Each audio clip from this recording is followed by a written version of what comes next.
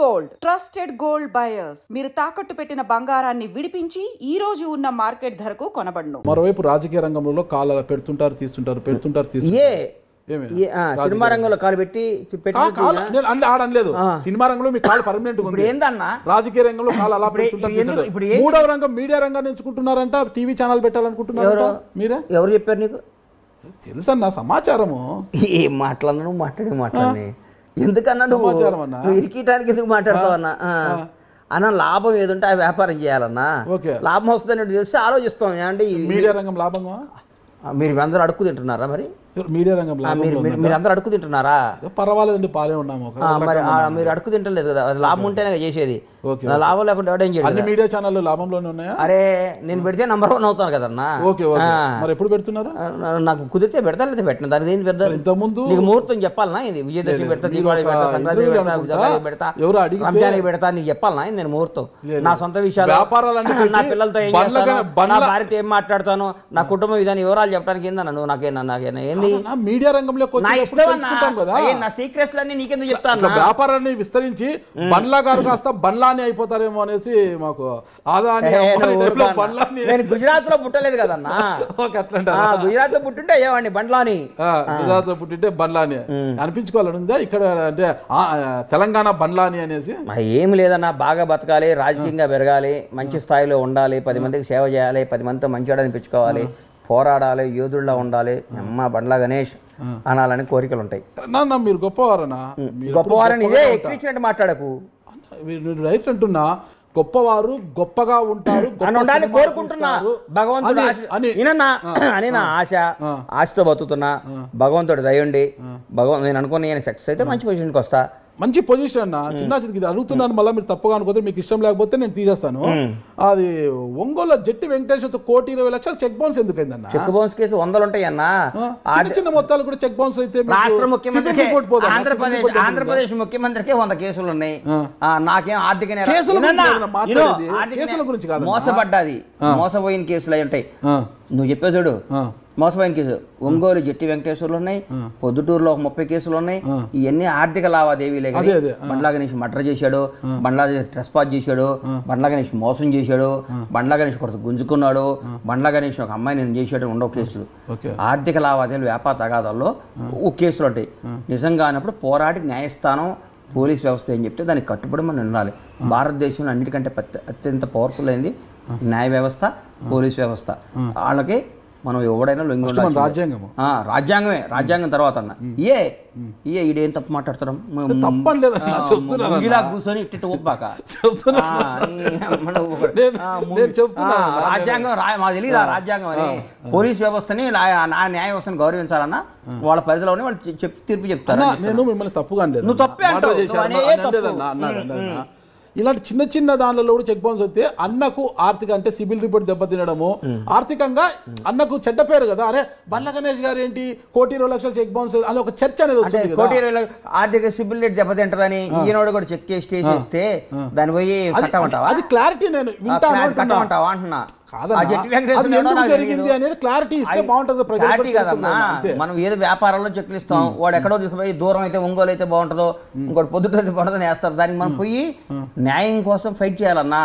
వాడు ఒకరికి భయపడి ఎందుకు 1,20,00,000 ఎందుకు బౌన్స్ అయింది? మీరు ఏదో ల్యాండ్ విషయంలో చెక్కులు ఇచ్చుకున్నాం. బౌన్స్ గా ఎంటీ చెక్ ఉంటే రాసుకొని వేసారు. ₹1,20,000, 1,20,000 పెంచకు. ₹1,20,000 20,00,000 నీకు ఇస్తా అన్నాడు. ఇందడున్నా నాకేం లేదు. నాకు 1,20,000 నాకు 20,00,000 ఇచ్చేవాళ్ళు. బండ్లన్నా ఇంతవరకు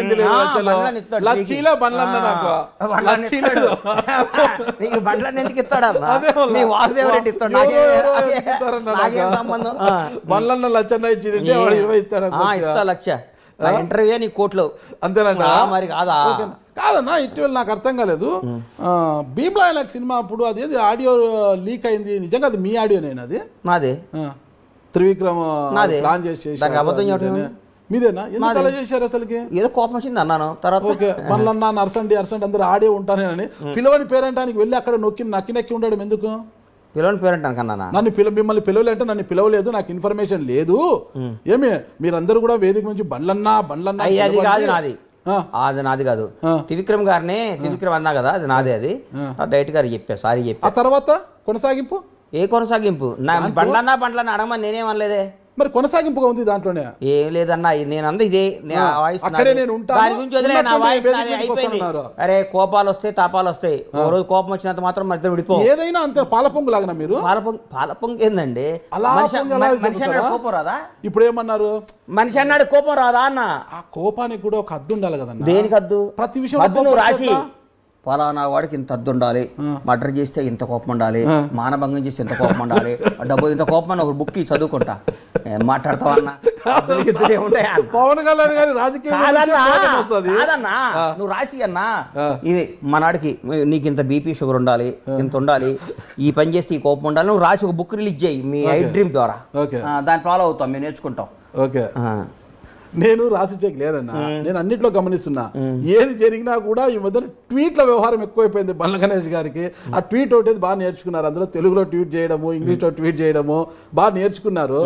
ఎందుకు ఆ ట్వీట్లు ఊరికి ప్రతిదానికి ట్వీట్ చేయమంటావు? నువ్వు అడిగావు ఆపేయమంటావా అంటున్నా.